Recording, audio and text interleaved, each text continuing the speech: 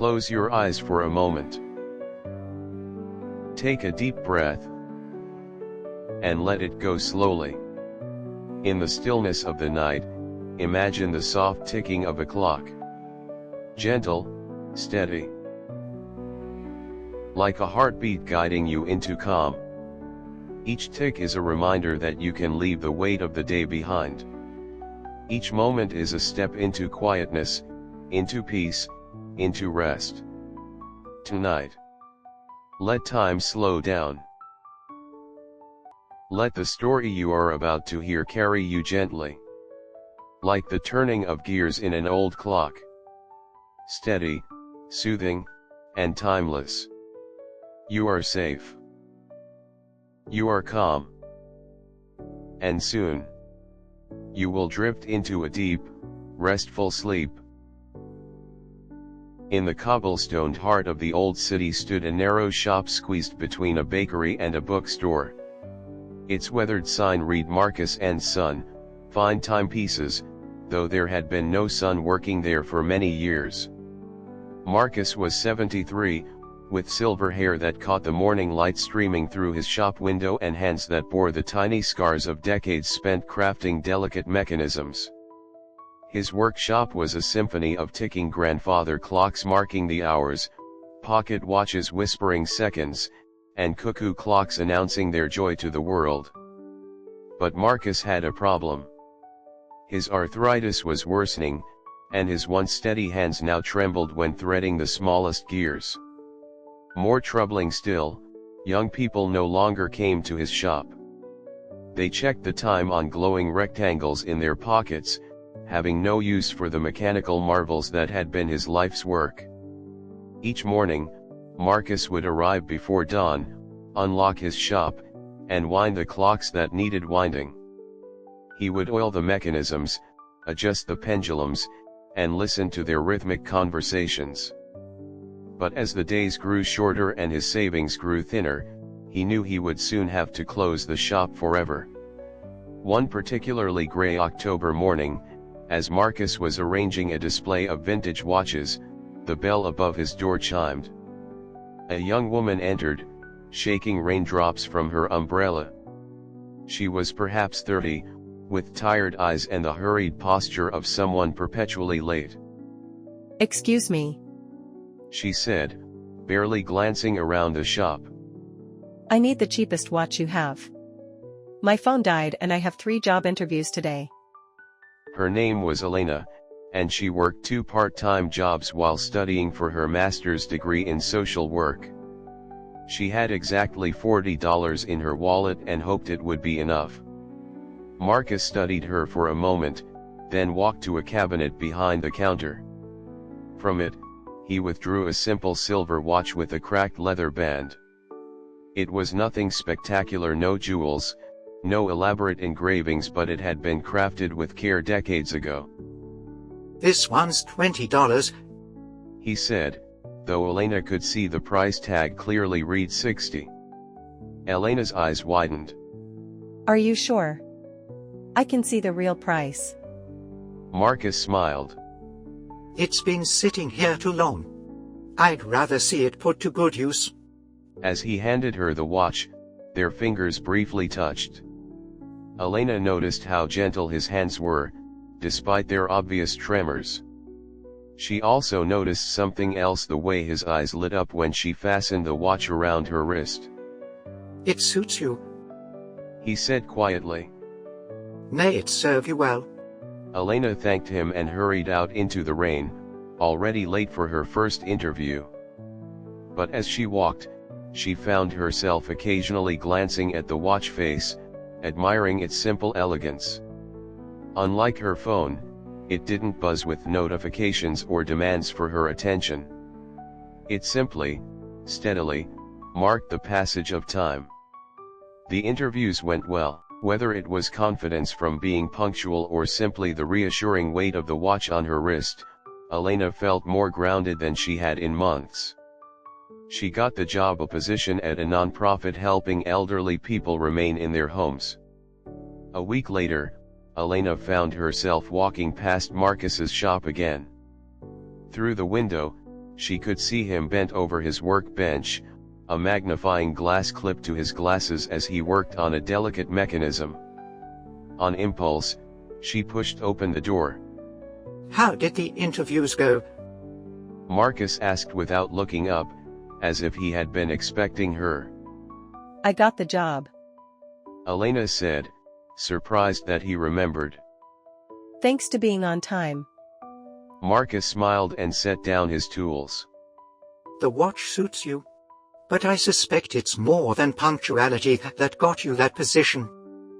Over the following weeks, Elena found herself stopping by the shop regularly. Sometimes she would bring Marcus coffee from the cafe down the street, and he would show her how different mechanisms worked. She learned that the tiny gears and springs were like a mechanical orchestra, each part playing its role in perfect harmony. My grandfather used to say, Marcus told her one afternoon as he demonstrated how to wind a pocket watch, that fixing a timepiece is like mending time itself. You are not just making it tick again, you are giving it back its purpose. Elena began bringing her elderly clients' stories to Marcus. Mrs. Patterson's husband's watch that stopped the day he died. Mr. Kim's alarm clock that had woken him for 40 years at the same job. Marcus would listen carefully to each story, nodding as if he understood something deeper about the broken mechanisms. Every timepiece has a story, he would say. Our job isn't just to fix the gears, it's to honor the time it has already kept. One rainy Thursday, Elena arrived to find Marcus struggling with a particularly stubborn clock spring. His hands were shaking more than usual, and she could see frustration in his eyes. May I try? She asked gently. Marcus hesitated, then slid the tools across the bench. Steady hands, he murmured. That's what this work needs. Elena's fingers were steadier than his now, and under his patient guidance, she managed to thread the delicate spring into place. When the clock began ticking again, Marcus's face lit up with something between pride and relief. You have the gift, he said quietly. Not everyone can hear what a broken clock is trying to tell them. That was the last time Elena saw Marcus working. 2 days later, when she stopped by with his usual coffee, she found the shop closed with a small handwritten sign. Gone fishing, back Monday. Marcus had never mentioned fishing before, but somehow Elena knew he wouldn't be back on Monday. When she returned the following week and found the shop dark with a for lease sign in the window, Elena wasn't entirely surprised, but the grief still hit her like a wave. Elena pressed her face to the glass and peered inside. The shop was empty except for a single grandfather clock standing in the center of the room, still ticking steadily in the darkness. The baker next door, a round woman named Mrs. Chen, was sweeping her front step. Excuse me. Elena called. What happened to the clockmaker? Mrs. Chen paused in her sweeping, her face growing sad. Oh, dear Marcus, he had a heart attack last week, passed peacefully in his sleep, thank goodness. I saw you coming by regularly these past weeks. He always looked forward to your visits, you know, said you brought light back to his old shop. She shook her head sadly. Such a shame. His nephew came from California to settle the estate, sold everything to a dealer, and put the building up for lease. 40 years Marcus worked in that shop. Elena felt something heavy settle in her chest. What about his clocks? The ones that were always ticking. All gone to auction houses and collectors, I'm afraid. Except for that grandfather clock, the nephew couldn't figure out how to move it safely, so the landlord said he could leave it until someone rents the space. That evening, Elena sat in her small apartment, looking at the watch Marcus had sold her. She wound it carefully, the way he had shown her, and listened to its quiet tick. For the first time, she wondered about its history. Who had owned it before? How many moments had it measured? How many lives had it touched? The next morning, Elena called the landlord. The grandfather clock could be purchased, he said, for the cost of having it moved. Elena, who lived paycheck to paycheck, somehow found the money. She had the clock moved to the community center where she now worked, placing it in the main lobby where elderly visitors would see it first thing when they arrived. But Elena didn't stop there. Over the following months, she began visiting estate sales and thrift shops, looking for old clocks and watches. She bought them with her tip money from her weekend waitressing job, and she taught herself to repair them using library books and online tutorials. It became a ritual. Every Sunday, Elena would spread newspaper on her kitchen table and work on a different timepiece. Her neighbors began to hear the familiar sounds of ticking drifting from her apartment, and slowly, word spread. Mrs. Chen was the first to bring Elena a broken watch, her late husband's pocket watch that had stopped working years ago. Elena spent 3 Sundays fixing it, refusing any payment.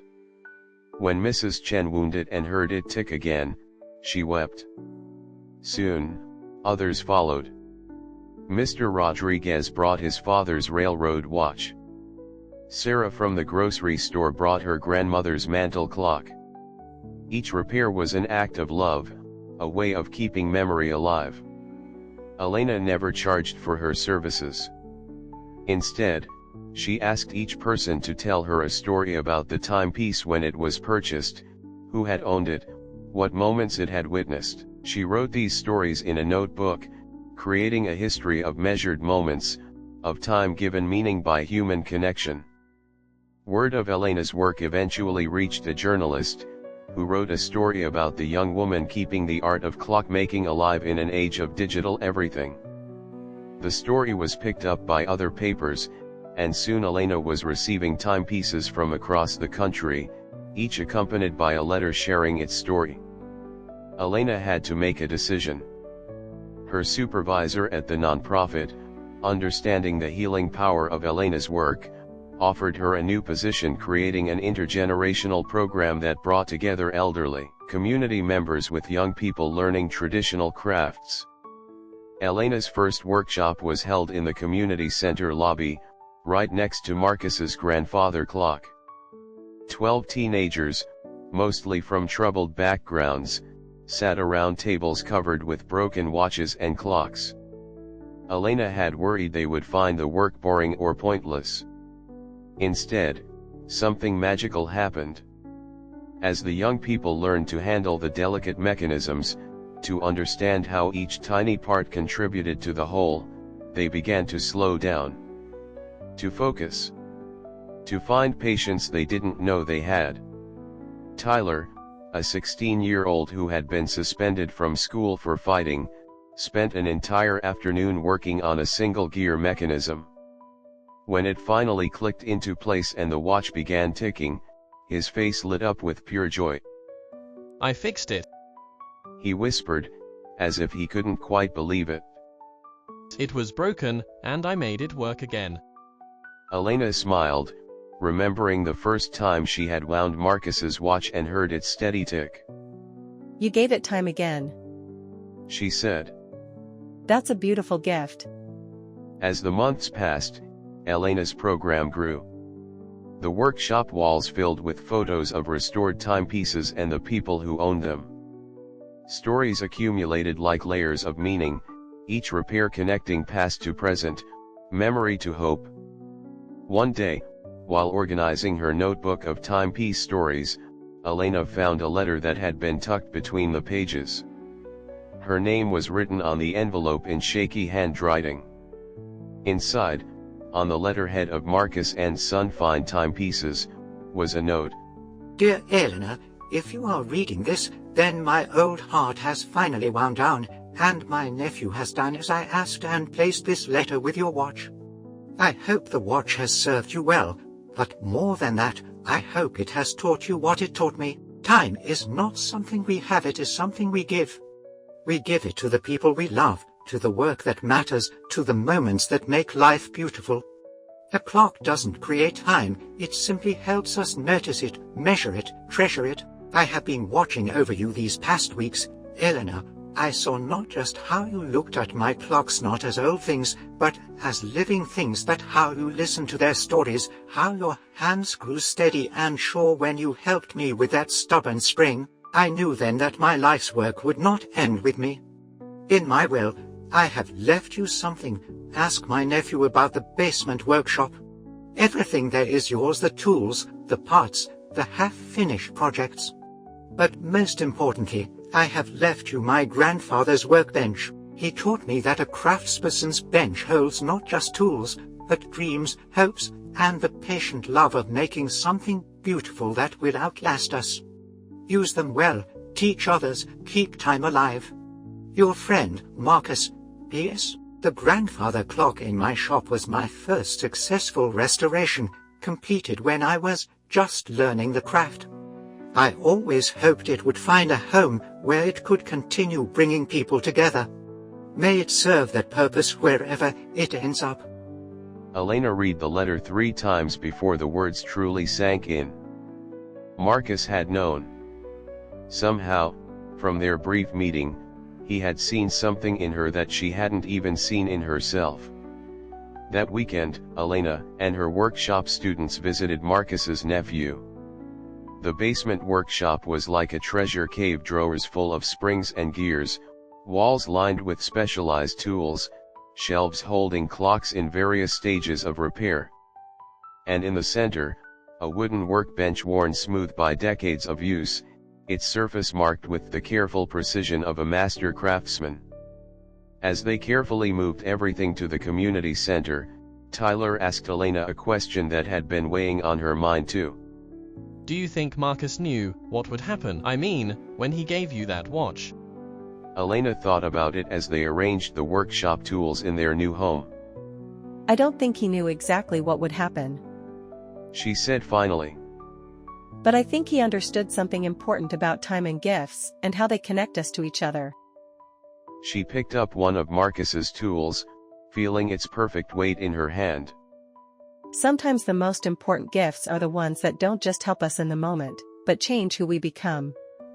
The first repair Elena completed at Marcus's bench was Tyler's project, a pocket watch that had belonged to his late grandfather. As the watch began ticking again, Elena thought about the chain of moments that had brought them all together: Marcus's gift of a simple watch, her decision to return his kindness, the grandfather clock that now marked time for everyone who entered their space. Time, she realized, was not something that ticked away and disappeared. It was something that accumulated, layer by layer, moment by moment, connecting people across years and generations. Every repaired timepiece was a bridge between past and future, every tick a small victory against forgetting. In the years that followed, Elena's program expanded to other communities. The intergenerational workshops became a model for similar programs across the country. Young people learned patience and precision while elderly craftspeople shared their knowledge and stories. Broken timepieces found new life, and in fixing them, people found pieces of themselves they hadn't known were missing. Elena kept the simple silver watch Marcus had given her, though she could have afforded much finer timepieces by then. Every morning, she would wind it carefully and listen to its faithful tick. It reminded her of a truth that Marcus had understood long before she met him: the most valuable things we can give each other are not things at all, but moments. Attention. Care. The gift of time itself. And in the community center lobby, Marcus's grandfather clock continued its steady count, marking not just the passing of minutes and hours, but the accumulation of lives touched, skills shared, and connections made. Each tick was a small victory, a quiet celebration of the truth that some gifts, once given with love, continue giving forever. The clock's pendulum swung back and forth, measuring not the ending of time, but its endless possibility for renewal. And in its rhythmic heartbeat, You could hear the echo of Marcus's gentle wisdom: time is not something we have, it is something we give. And give it, Elena did. She gave time to Tyler when he struggled with his first repair, sitting beside him for hours until that magical moment when the gears clicked into place. She gave time to the elderly visitors who came not just for the workshops, but to share their stories with someone who truly listened. She gave time to learning Marcus's techniques from his old notebooks, practicing late into the evening until her hands moved with the same gentle precision. Each morning, Elena would arrive at the community center early, just as Marcus once had at his shop. She would wind the grandfather clock, oil the mechanisms of the workshop timepieces, and listen to their collective symphony. And sometimes, in the quiet moments before the day began, she would hear something beyond the mechanical rhythms. She would hear the continuing heartbeat of Marcus's legacy, steady and sure, marking not just seconds and minutes, but the accumulated moments of connection, learning, and love. Time, she had learned, was not a river flowing away from us, but a gift we could choose to share. And in sharing it, one patient moment, one careful repair, one story at a time, we became part of something larger than ourselves, something that would continue ticking long after our own hands had stilled.